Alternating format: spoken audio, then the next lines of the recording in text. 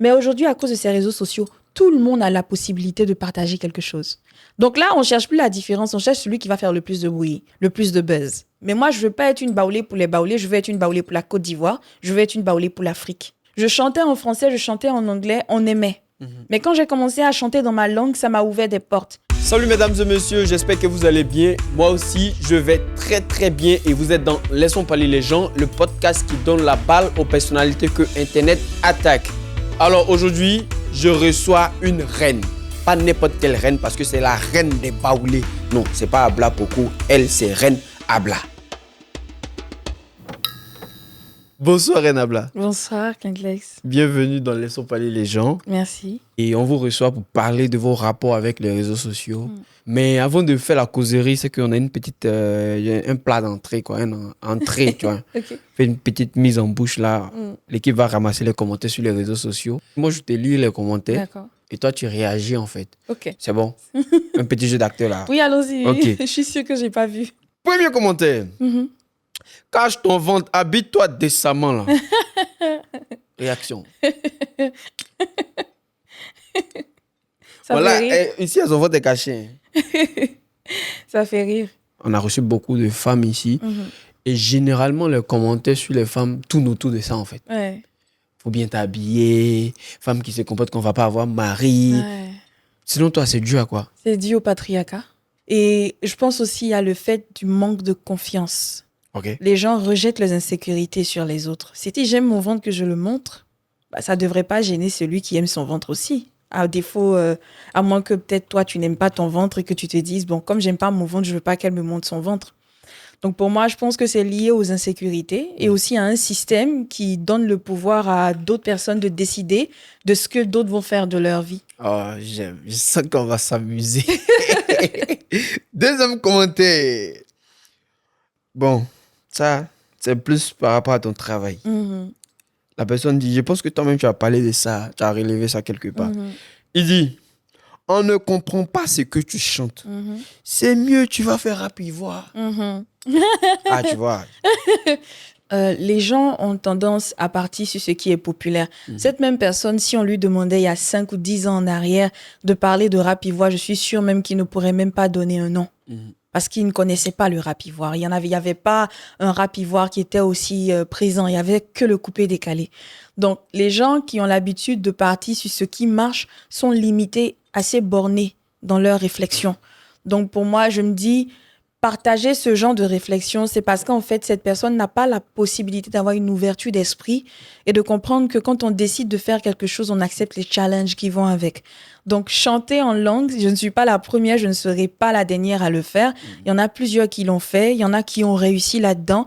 Et aujourd'hui, si c'est une étiquette que je veux porter, bah, je vais la porter très haut, d'ailleurs.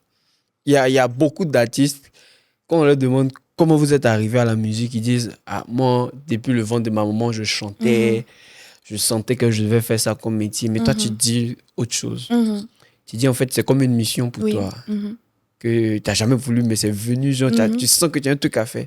Faut bien nous expliquer ton affaire. J'ai jamais vu venir. J'ai jamais vu venir le fait d'être artiste.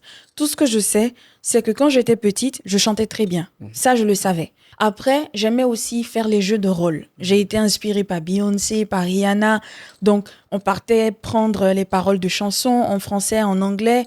On apprenait par cœur. On s'en fout de ce que ça veut dire. L'essentiel, nous, on est Beyoncé, on est Rihanna, on est en train de kiffer la chose. Mais dire que je me voyais être artiste, ça, franchement, j'avais aucune idée. Je savais pas que ça allait venir. Et quand c'est venu, il a fallu que non seulement ça vienne vers moi de manière inattendue, mais qu'à partir de là, je me rapproche davantage de mon histoire et que je sache en fait que je ne suis pas la seule. J'ai hérité ça de mes ancêtres du côté paternel et du côté maternel. Donc je me dis, bon, peut-être c'est moi en griffe, la sacrifiée, qui va reporter le flambeau pour toute une génération. Mais le déclic est arrivé à quel moment? Le déclic est arrivé en 2018. Donc, moi, j'ai eu mon premier téléphone en 2015. Et en ce moment, je ne connaissais pas véritablement les réseaux sociaux. Donc, en 2015, je crée mon compte Facebook. Parce que voilà, elle a fini d'avoir le bac, elle est à l'université, elle veut enjoy maintenant. Donc, je crée mon compte Facebook. Et j'avais une chose que je faisais habituellement dans toutes les écoles où je suis passée. Chaque fois, je m'asseyais dans une salle vide où il y avait beaucoup d'écho et je partais chanter. Partout où je passais, les gens me reconnaissaient parce que j'étais soit la fille qui aimait danser, soit la fille qui aimait chanter. Et donc, quand je suis arrivée à l'université, je me suis dit, pourquoi pas refaire ce que je faisais, mais cette fois-ci avec un téléphone et je pourrais partager sur les réseaux sociaux. Donc, j'étais toujours dans mon rôle d'interprète. Ouais. J'interprétais les titres et je mettais sur les réseaux et je voyais les gens qui réagissaient, ils aimaient bien. Mais il y a eu un truc. C'est la fois où j'ai dit, écoute, j'ai bien envie de faire le titre de Ariel Chéné, si je peux mentionner d'ailleurs. Vas-y, non, tu peux tout mentionner. Voilà, tout. Ariel Chéné, Ghetto, Embaoulé. Donc, je pars dans la chambre de mon guitariste, Chama, que je salue d'ailleurs. C'est mon acolyte de tous les jours. Donc, je dis, et j'ai un truc, viens, on va faire un truc. Essaie de refaire la mélodie de Ghetto de Ariel Chéné.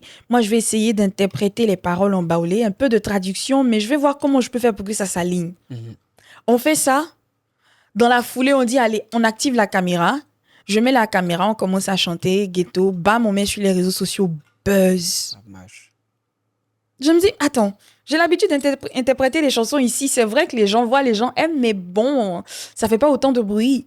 Donc après, j'ai été contactée par Monsieur Didier Bléou pour passer sur une émission à Monsieur, Madame, Bonsoir. Ouais. Et ce jour-là, il y avait Ariel Chéné. Donc, ils ont fini l'émission, on m'appelle, je viens faire l'interprétation. Je me dis, ok, peut-être qu'il y a quelque chose derrière. Donc, une, deux, 3 interviews en passant. Et je me dis, ok, je vais faire aussi Arafat. C'est le plus gros challenge. Ouais. Parce que personne ne s'y attendait. Donc, je prends Enfant béni de Dieu, d'Arafat, que je refais. Bam! Ça marche encore. Incroyable. Cette fois, je me dis même, je vais pas faire ça à la guitare, je vais dans un studio, on va essayer de faire reproduire le son et tout. On l'a fait. On a fait une vidéo bien cool. On l'a postée. Arafat a kiffé. Arafat a repartagé. Il a repartagé. En même temps, tout le monde a commencé à repartager. Et j'ai reçu un message dans mon Messenger, je crois, de la part de Jeff le Béninois, qui me disait ce serait bien si je pouvais être présente au concert d'Arafat en mars 2019 au Palais de la Culture, je pense, si je ne mens pas, et que ce serait bien de faire ça en première partie pour lui. J'étais toute excitée jusqu'à ce que je reçoive un message un peu interne qui m'a dit « Hey, si je vois tes pieds là-bas, quand je dis interne, c'est encéphalique. » Non, mais c'est rien. Non, c'est rien. Voilà. Ou on me dit, si je vois... J'ai reçu une petite menace là. J'ai dit, faut pas y avoir risqué ma vie estudiantine puisque j'étais encore à l'université et que voilà, tu dois faire ce pourquoi on a payé l'école. Ouais. Et après, si tu dois penser à une carrière, tu vas penser. Et franchement, c'est là le déclic. Ouais. Je me suis dit, je chantais en français, je chantais en anglais, on aimait. Mais quand j'ai commencé à chanter dans ma langue, ça m'a ouvert des portes. Alors pourquoi ne pas explorer cette fibre? Et bizarrement, c'est en allant dans la recherche de mon identité, en essayant de porter au mieux ma culture, ma langue, que finalement, en fait, tout s'est dessiné. Le truc que moi je remarque, c'est que tu fais pas le traditionnel qu'on connaît, des musiques modernes d'inspiration traditionnelle, comme ce que Sidonie La Tigresse fait, Amani Johnny, Nguez Bonsansou Sorongana. Mais il y a... Quand toi, c'est vrai que tu chantes en langue, mais il y a une sorte de fibre moderne ou je vais dire peut-être occidentale qui se rajoute ça. En fait. D'où ça vient en fait, sachant que déjà il y a le coupé-décalé. En 2015, c'est le coupé-décalé qui régnait. Il y a le zouglou, il y a le rap ivoire. Et toi, tu décides de faire un autre genre qui n'a pratiquement pas de public à l'époque en Côte d'Ivoire en fait. C'est quoi la motivation? Alors, donc, quand j'ai décidé d'être sur ce chemin à partir de 2018, bien avant, depuis 2014-2015, j'écoutais de la musique. Et c'était de l'afro house sud-africaine. Donc, c'est comme ça, en fait, j'ai eu cette relation avec comment utiliser, en fait, le côté traditionnel et mieux le mettre en avant à partir de la modernité. Quand on écoute les musiques sud-africaines, on voit beaucoup d'eux. On voit beaucoup de leur âme, on voit beaucoup de leurs racines. Ils sont ancrés. Tu te dis, waouh, ça passe partout. Parce qu'il y a en fait une sorte d'esthétique qu'ils ont réussi à apporter à la chose. Et je me suis dit, ok, si moi je dois aller devant le monde entier, je ne vais pas partir avec la casquette de Nguès. Je ne vais pas partir avec la casquette de Sidonie. Parce que ça a été encore trop limité. Ça dit Sidonie, c'est pour les Baoulés. Nguès, c'est pour les Baoulés. Mais moi, je ne veux pas être une Baoulée pour les Baoulés. Je veux être une Baoulée pour la Côte d'Ivoire. Je veux être une Baoulée pour l'Afrique. Donc, je me dis, si l'Afrique du Sud arrive à me faire vibrer avec leur style musical, avec leur manière de faire la fusion entre leur culture et des styles, on va dire, électroniques, house, fusion, pourquoi est-ce que je ne ferais pas la même chose avec ma langue? Mais est-ce qu'il y a des commentaires qui sont arrivés à tes oreilles du genre on ne comprend pas son baoulé? Est-ce que tu as déjà reçu ce genre de commentaires? Oui, en fait? oui. Je reçois toujours ce commentaire et je vais dire même que je vais en recevoir tout le temps parce que c'est normal. Donc, mon baoulé, je le traite de sorte à ce qu'il soit accessible aux blancs qui ne peut pas dire « bah », le son « bo » ou le son « bo ». Okay. Ça, ce sont des choses que nous, on peut dire ici. Mais si je ne peux pas faire dire à quelqu'un « bah » ou « bo », je peux le chanter « po » pour qu'il l'entende et qu'il le répète sans savoir qu'il est en train de dire un mot qui est très lourd. Donc, je perçois, effectivement, je reçois toujours ça. Ah oui, mais ton baoulé, là, on ne comprend pas. J'ai dit, asseyez-vous, je vais vous dire.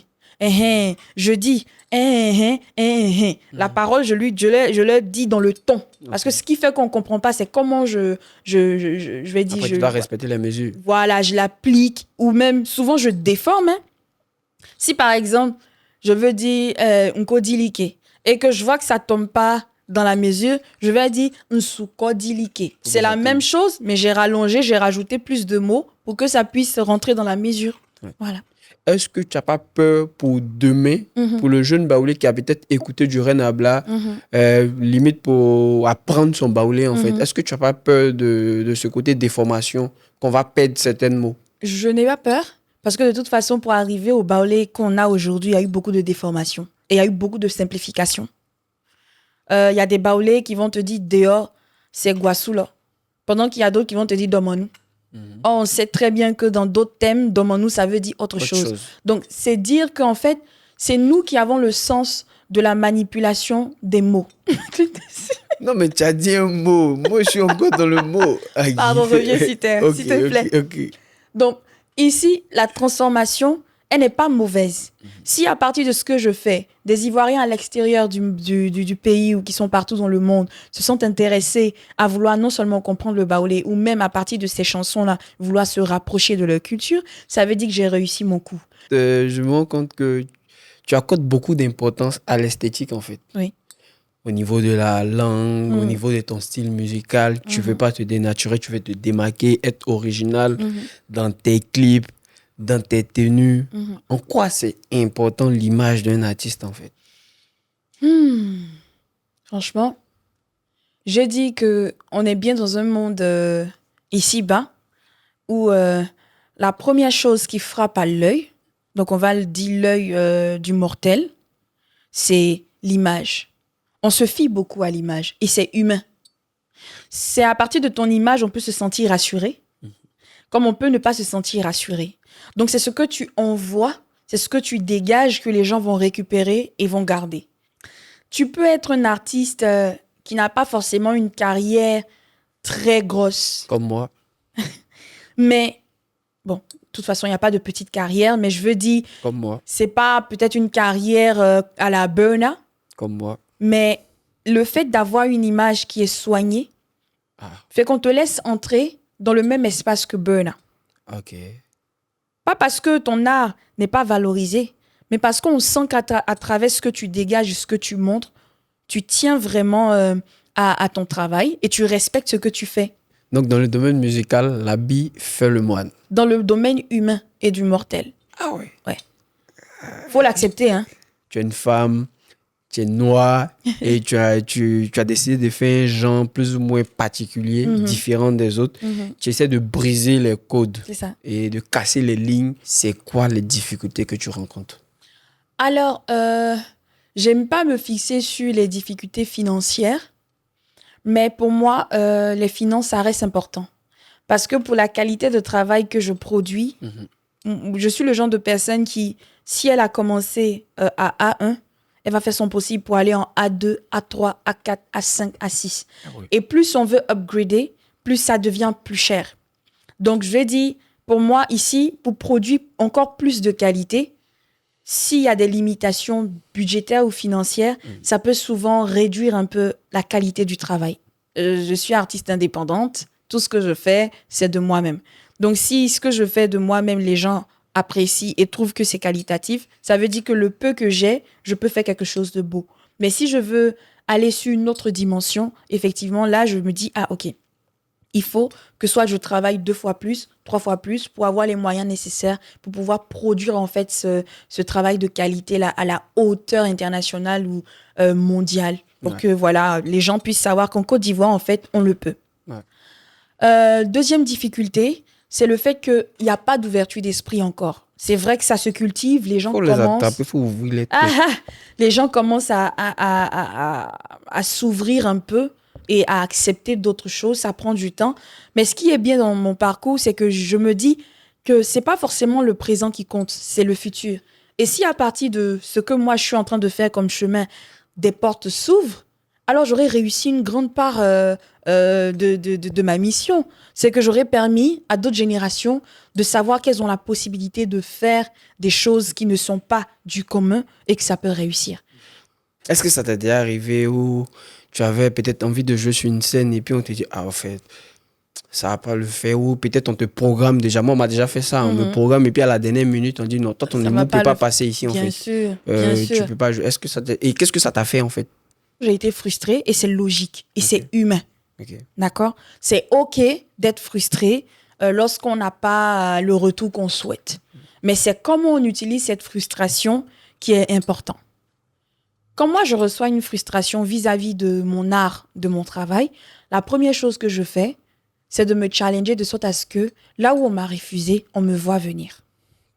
Et je vais y arriver. Et j'y arrive. Par tous les moyens. Moi, récemment, j'ai fait une prestation où on m'a carrément coupé. On m'a dit, tu as un set de 10 minutes. J'ai monté mon mix de 10 minutes. J'arrive, j'ai fait un titre. Au moment où on passe au prochain, ils ont coupé. Je dis, OK, il n'y a pas de problème. De toute façon, le public en face, c'était pas un public qui m'était destiné. C'était un public très variété, très coupé, décalé. Mais j'aime les challenges. Je voulais être sur cette scène pour voir comment les gens allaient réagir. Ils ont très bien réagi. Donc, je me suis dit, bah, écoute, tu sais quoi, ils t'ont coupé, mais au moins les quelques minutes que tu as eu à échanger avec eux, tu es resté dans leur tête, parce qu'ils ont réagi. Donc, ouais. C'est quoi ton rapport avec la célébrité? Parce que tu as dit une fois que les gens étaient choqués de ne pas te voir en voiture dans la rue. C'est quoi ton rapport avec la célébrité? Alors, mon rapport avec la célébrité, il est encore très... comment je vais dire ça? C'est encore très nouveau. J'ai pas encore réussi à faire la paix. La paix? Oui. Oui. C'est-à-dire, la célébrité, ça implique beaucoup de choses. Hein. Ça implique beaucoup de choses qui doivent changer. Parce que les gens te reconnaissent. Les gens veulent te toucher. Parce qu'ils ont l'impression, en fait, c'est normal. Puisqu'ils se disent, ah, ce que tu fais là, ils n'ont pas encore fait. Donc, quand ils te voient, ah, c'est la dame qu'on voit à la télé, ah, c'est la dame qu'on a vue sur YouTube, ah, c'est elle qui est partie aux Bahamas, ah, c'est tant. Tout le monde veut t'approcher, tout le monde veut te poser des questions, même te toucher. Et puis, tu as les gens là qui te voient. Et puis, quand tu n'es pas sur scène, moi, quand je ne suis pas sur scène, je ne suis pas Reine à Blanc. Hein. C'est quoi? Reine beaucoup. Je suis Jean-Emmanuel. Oh. Je suis Jean. Si je ne suis pas Jean, je suis Leïla. J'ai plusieurs facettes. Donc, souvent, Jean se promène. Et puis ceux qui savent regarder le visage, là, qui savent vraiment, qui gardent bien la physiologie de quelqu'un, là, ils vont te regarder et ils vont crier « Reine à Blanc ». Ça m'est déjà arrivé, je fuis. Pour être star à Abidjan, oui. On est obligé de faire semblant. Non. Parce que moi, par exemple, moi, je continue de prendre mon Baka. Oui, tranquille. Tranquille. Mais le problème du Baka, c'est quoi? C'est pas le fait de prendre le Baka qui est le problème. Le problème, c'est que si tu as 10 personnes qui sont à côté, ils vont vouloir faire des photos. Et puis, les photos, imagine, là, tu vois, il y a tout Reine à Blanc, il y a toute son élégance, il y a tout Reine à Blanc qui est là. Le jour où Reine à Blanc n'est pas dans ça et qu'elle se retrouve à être Jean ou à être Leïla et qu'elle est assise, elle est en train de transpirer parce qu'elle est partie à Djamé, elle a pris son Baka. Quelqu'un ou 2 ou 3 personnes l'ont reconnue. Ah oui, est-ce qu'on peut faire une photo avec toi? Quand tu vas dire non, ces mêmes gens vont venir sur les réseaux et vont dire oui, elle nous a refusé, elle est méchante, elle n'est pas sympathique. Donc c'est là en fait qu'il y a un peu cette, on va dire, ce crash là, voilà. C'est pas facile, c'est pas évident. Quel est le réseau social qui te fait le plus peur? J'ai peur d'aucun réseau social. Parce que à eux tous, ils te donnent le même effet. Lequel? Voilà, c'est-à-dire si ça marche pas, s'il y a un bad buzz, chacun va enflammer. OK? Que ce soit Facebook, Twitter, Snapchat. Twitter. Voilà. Le truc, c'est quoi? C'est que faut savoir utiliser les réseaux sociaux. Moi, là où j'ai mes opportunités, où là, je vais discuter deal, c'est la plupart du temps sur Instagram.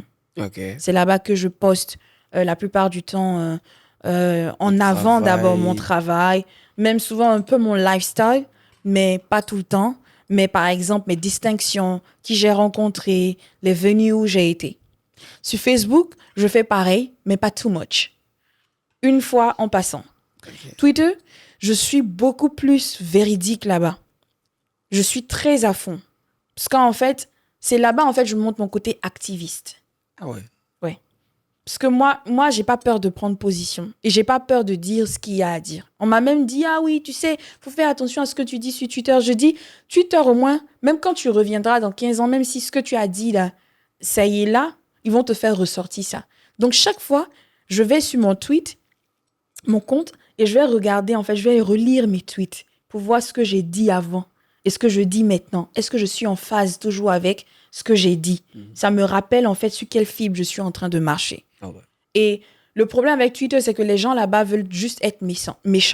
Mais quand tu sais comment utiliser ton compte Twitter, tu sais où partir, tu sais ce qu'il y a à dire. Mais selon toi, tu penses que un artiste peut réussir, mais peut péter sans réseaux sociaux?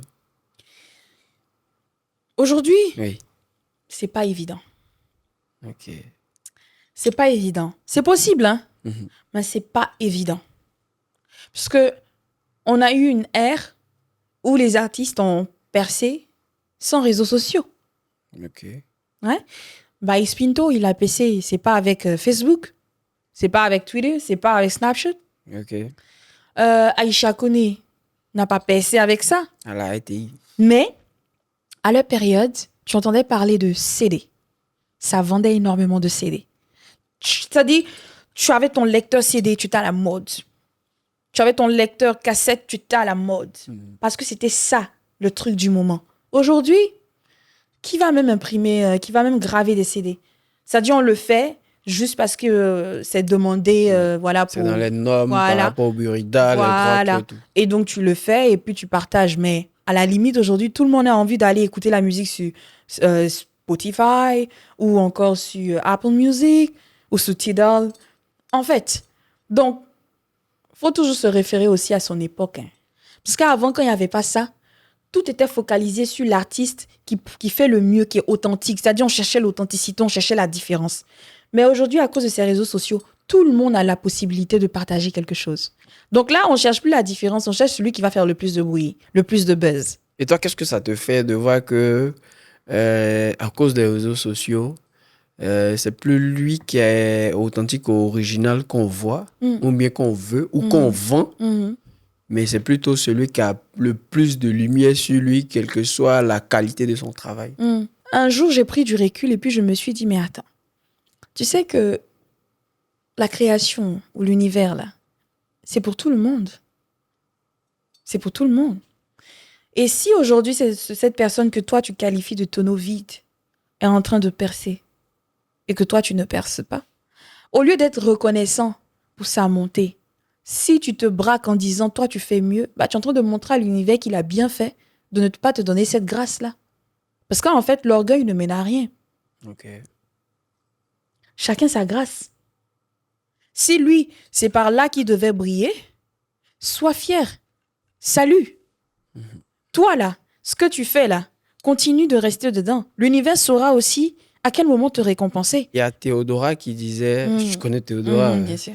qui disait dans une interview que cette elle fait la chanson, elle fait son style, et il y a des gens qui n'aiment pas ce qu'elle fait. Oui.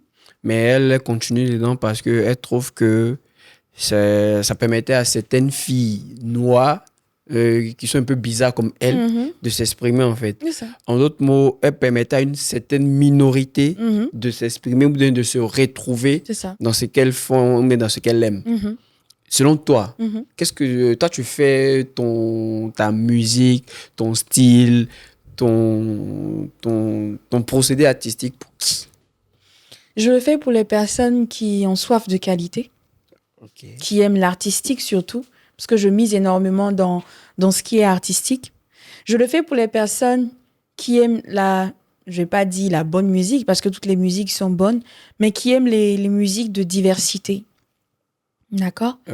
Qui ont une ouverture d'esprit et qui veulent aussi se rafraîchir l'âme. Est-ce qu'il y a une rumeur sur toi que tu souhaiterais déconstruire aujourd'hui? La fille baoulée. C'est quoi c'est pas la go baoulée, là. Oh, mais tu es baoulée, non? Quand les gens, en fait, c'est même pas le baoulé pour dire, elle est fière de sa culture. Hein. C'est le baoulé pour dire, celle-là, c'est pas... Elle est gawasse, quoi. Non, c'est pas ce à quoi nous, on s'attend. Parce qu'elle parle seulement qu'à un seul prototype de personne. Mais non. Ça dit quand les gens veulent te fermer la porte. Mais non. Voilà. Ça dit, ils peuvent voir la qualité de travail. Ou souvent même, ils ne font même pas l'effort d'aller voir ton travail. Du moment où ils ont déjà entendu ton nom là, ils veulent te catégoriser directement. Normalement, on peut pas faire une interview entre deux baoulés et puis on va pas terminer en langue, tu vois. Normalement, là, on est sur la fin. Mais la question qui est de poser, je vais te la poser en langue pour pas que les gens pensent que c'est le gars baoulé ou bien c'est la go baoulé là, que c'est des vrais baoulés qui connaissent les cultures, qui comprennent les langues. Donc, il y a Annie en blanc. Et a vieille golem vieille. C'est ni en caméra ngai. Donc c'est ça mais ken ni faut me kula so so. Donc afin nga balen. Green nzuka fable yo. Il y a fois c'est trop long. Ai quand kemblophone. Je vais dire aussi en français. Yo ni en blanc. Ni en mam. Be flemiren abla. Am classe sur Facebook sous. Am clé abla ren. Am classe sur YouTube sous kusuma. Am clé ren abla officiel. C'est am le Instagram kusuma am sous mi du mon loy yo le ren abla officiel. Official anglais non. Alors pour 2026 comme je l'ai dit on prépare un album quelques dates voilà qui sont vues pour plusieurs projets à l'extérieur du pays, à l'intérieur aussi du pays.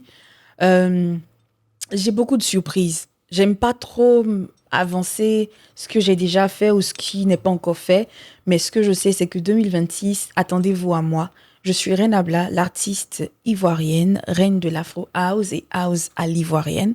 Je viens pour impacter l'environnement culturel ivoirien avec mon art et mon univers. Je n'ai pas peur des défis. Et si vous ne savez pas encore qui je suis, appelez-moi et vous verrez. Alors, mesdames et messieurs, merci Reine Abla de m'avoir reçu dans ton émission. Laissons parler les gens. C'était tout. C'est fini. Merci. Merci mesdames et messieurs d'avoir suivi Laissons parler les gens. Ça fait vraiment plaisir de savoir que vous êtes là. Vous vous abonnez de plus en plus. Et c'est grâce à une grande équipe derrière tout ça qui est rien d'autre que l'équipe de Laissons parler les gens. Audrey à la production, Willem sur nos réseaux sociaux. Je n'oublie pas aussi de saluer mes gars sur Abidjan Podcast Studio et n'oubliez pas, vous, de vous abonner à nos réseaux sociaux LPLG-8 Podcast sur YouTube, Facebook, Instagram et sans oublier TikTok pour être tous toc. Un grand merci à moi-même et sachez que Laissons parler les gens est un podcast pensé et créé par Historias Media en partenariat avec la Commission européenne. Ce podcast a été financé par l'Union européenne. Son contenu relève de la seule responsabilité de Historias Media et ne reflète pas nécessairement le point de vue de l'Union européenne. Alors, mesdames et messieurs, qu'est-ce qu'il vous reste à faire? Vous abonner, partager et commenter cette vidéo. Invitez vos amis à regarder parce que sans vous, nous ne sommes rien. Parce que j'ai eu l'argent, je n'ai pas su gérer. J'ai eu l'argent, je n'ai pas... L'argent gâté le monde.